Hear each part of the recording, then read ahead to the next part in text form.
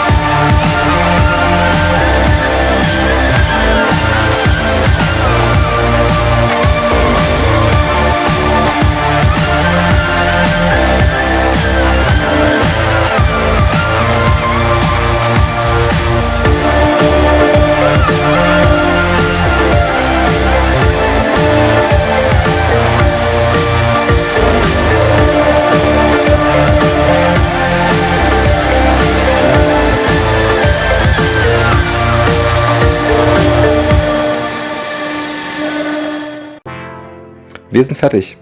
Die Namensschreiber wurde etwas geschmiert, bin aber im Großen und Ganzen sehr zufrieden.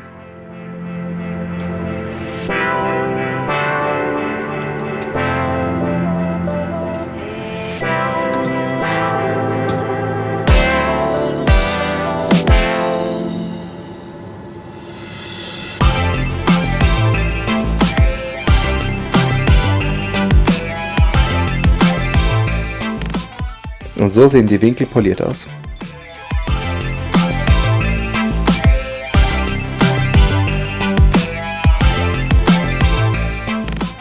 Hier kann man die alten Aluwinkel sehen. Sehr groß und klobig.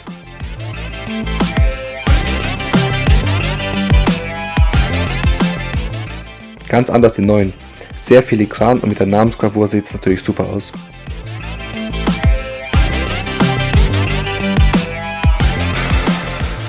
Wir sind am Ende angekommen. Ich hoffe, es hat euch gefallen und würde mich freuen, wenn ihr in die Kommentare reinschreiben würdet, wie es euch gefallen hat oder was man vielleicht sogar verbessern könnte. Also bis zum nächsten Video. Ciao.